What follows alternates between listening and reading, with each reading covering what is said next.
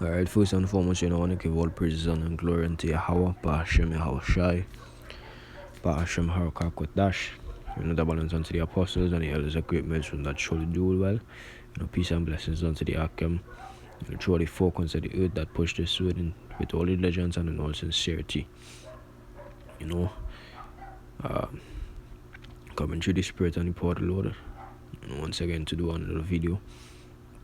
To edify the Lord's saints. And seeing that we've been in a time of the Lord's, the Lord's coming, be dealing basically mostly with prophecies and day by day, second by second, we're seeing prophecies being fulfilled, whether major or minor.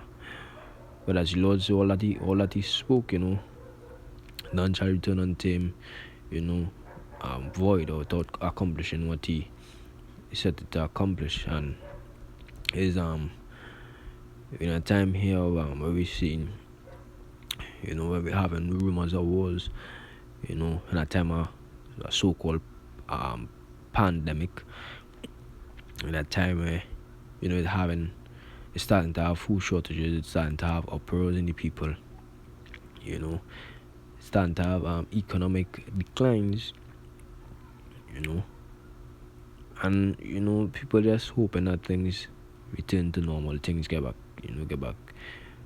being better. According to prophecy, things not gonna get better, it's just gonna get worse and worse until the day of the Lord.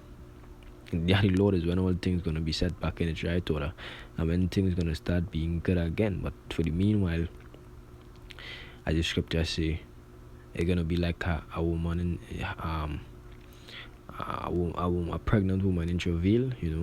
The pain gonna keep increasing and increasing until she gives birth to that child.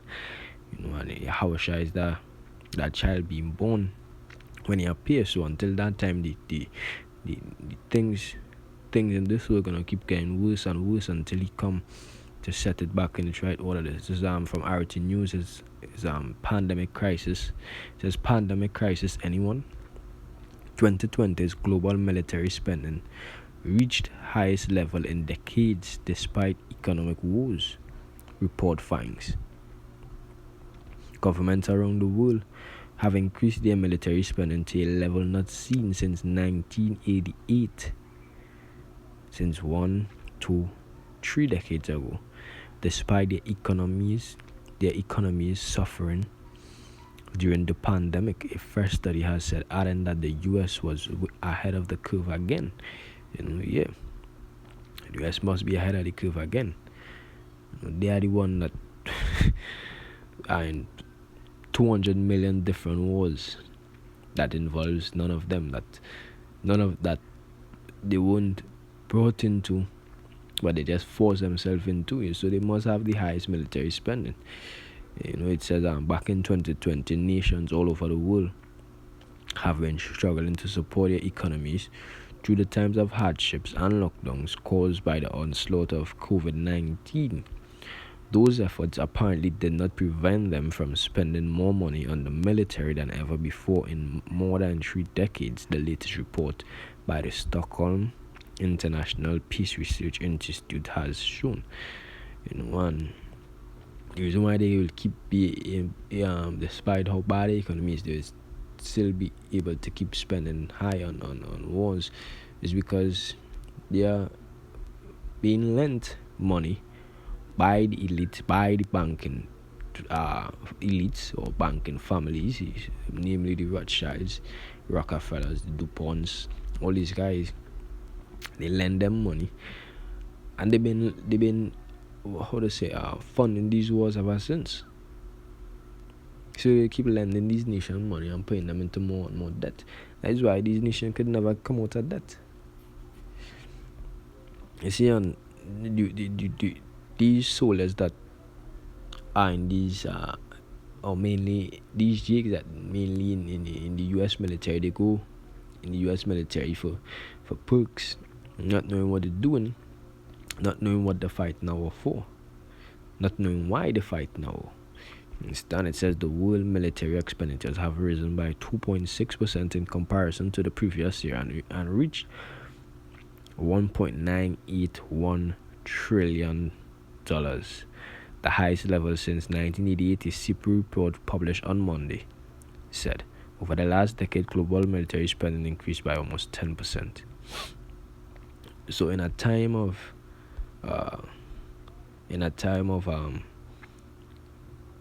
economy or the global economy failing, you would expect that you would expect that you're gonna have a decline on spending in war.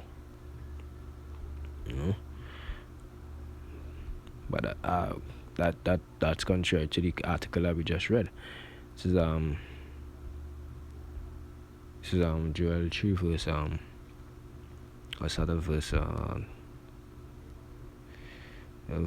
verse 9. It says, "Proclaim ye this among the Gentiles, prepare war, wake up the mighty men, let all the men of war draw near, let them come up, prepare war." You're gonna have military exercises, military drills, training, spending for soldiers. You're gonna have all these things. You're preparing for war. To prepare is to make yourself ready.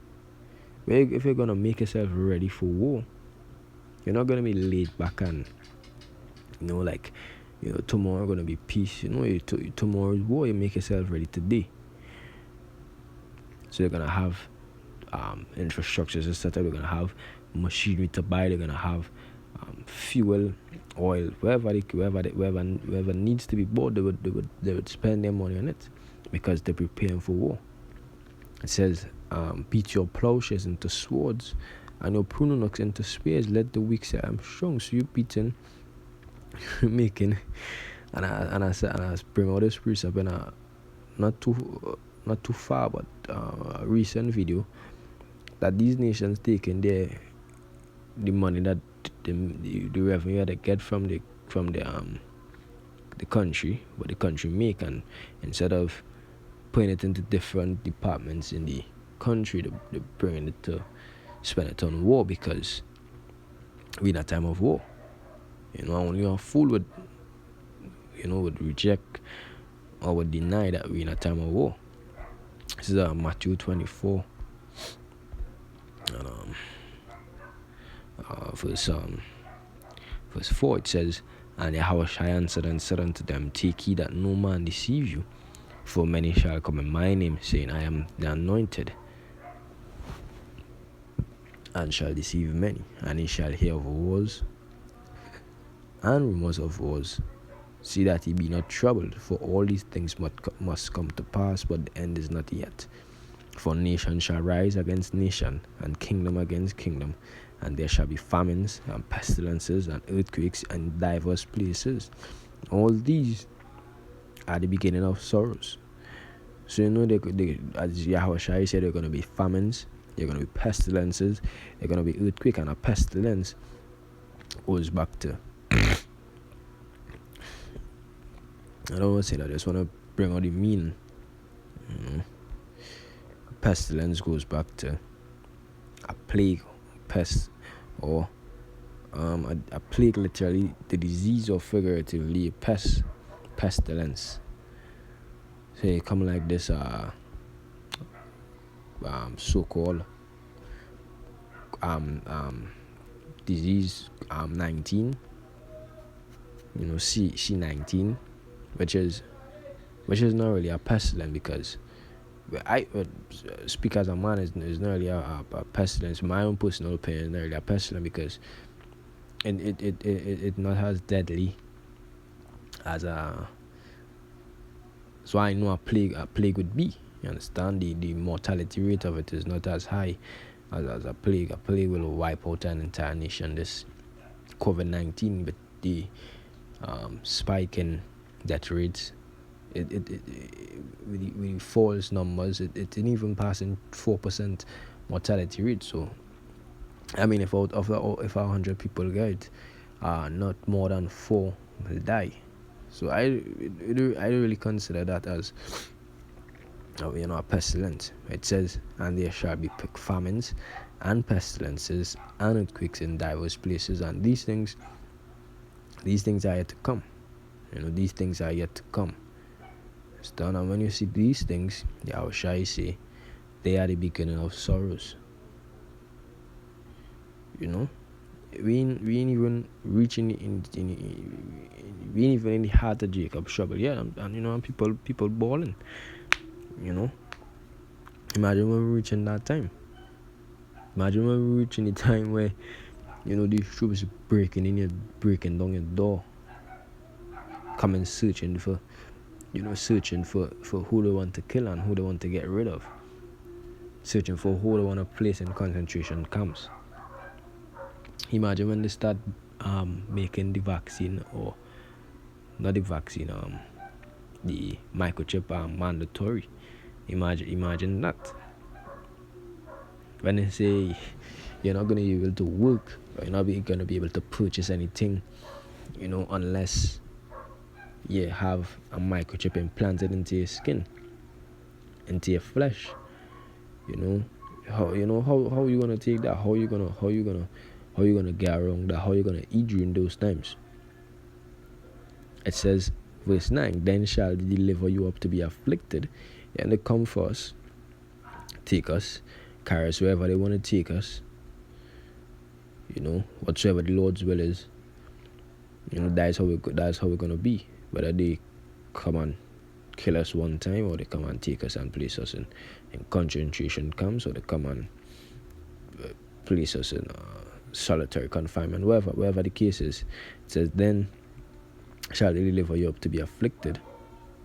The hour of temptation, that hour of temptation that John spoke about, or is recorded in the book of Revelation. We all had a pass through it. Well, not all, but majority of us. It says, and ye shall be hated of all nations for my name's sake. And then shall many be offended, and shall betray one another, and shall hate one another.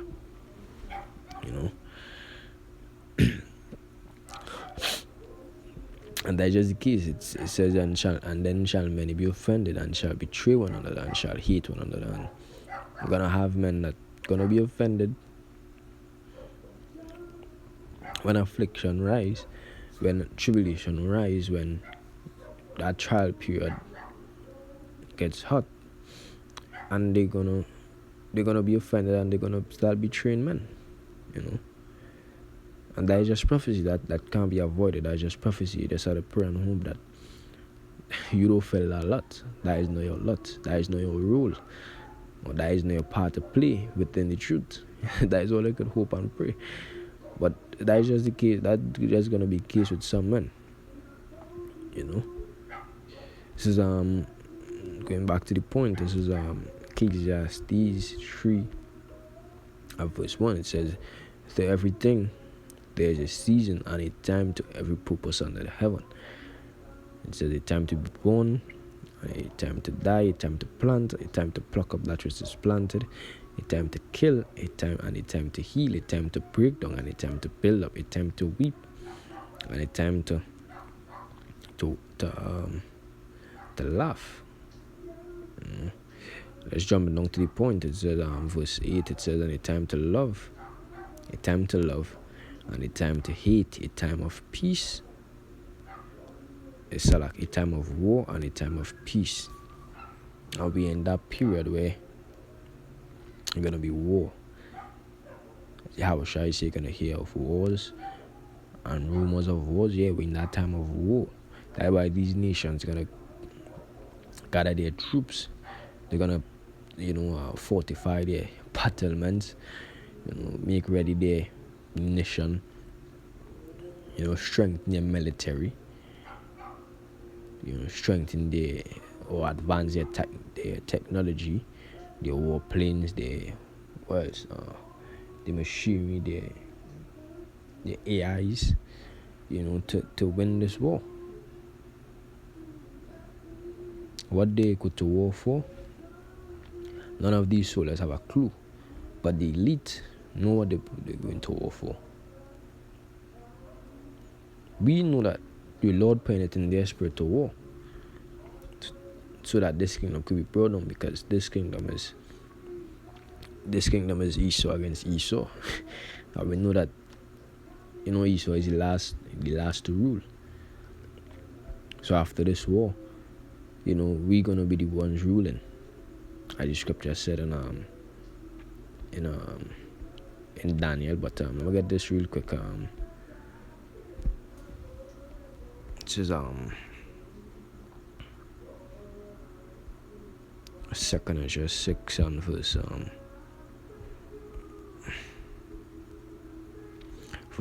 It says,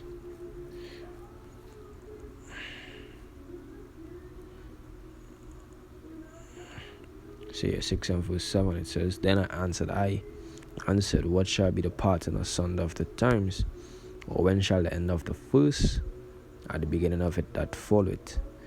And the first is Esau being the firstborn. When shall be the end of the first and the beginning of it that follow it? When we came out, or when our forefather Jacob came out of the womb, he was holding on to Esau's heel, and that represents us, spiritually pulling down Esau from the position that he is, the superior position that he is, in comparison to us, him being above us, him being a ruler over us, we spiritually pulling him down. As the Lord said through the spirit of his mouth, we're going out there and prophesying and bringing down his kingdom, through speaking it, through prophecies, and through the spirit of the Lord. It says verse 8, and he answered unto me, from Abraham unto Isaac, when Jacob and Esau were born of him, Jacob's hand held first the heel of Esau, for Esau is the end of the world, and Jacob is the beginning of it that followed. Esau is the end of this world, of this world full of madness, full of wickedness, full of injustice, full of pedophilia, full of homosexuality, full of idolatry, especially. Because through Esau fell this world with idolatry. A man could serve wherever he want to serve. A man could, worship wherever he want to worship. A man could worship money. A man could worship a woman, which is the most,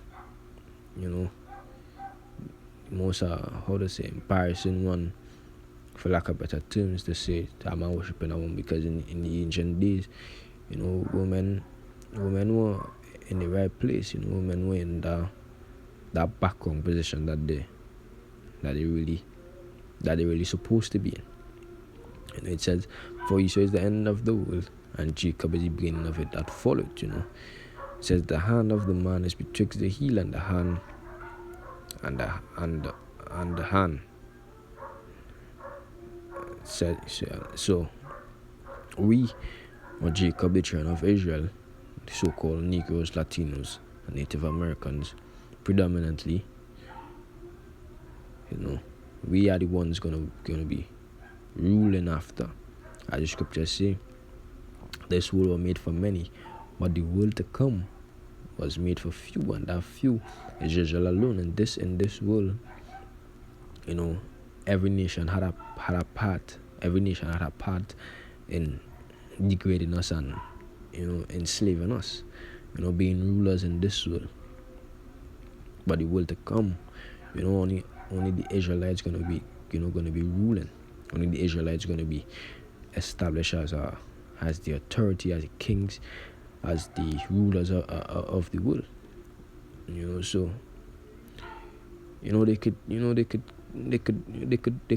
come up with this faster than doing. Because we know that after this, is our turn, and our turn is everlasting. So, we pray that they get on with this war and this vaccination and this microchipping and famine and martial law faster than they're doing. So we could be out of here. So with that, I want to give all praises, honor, and glory unto Yahweh, Bashim Yahushai, Bashim Makakotash, and the double thanks unto the apostles and the elders of Green Millstone that surely do well. No peace and blessings unto the men I push this word in sincerity and all religion. Until next time, I want to say shalom.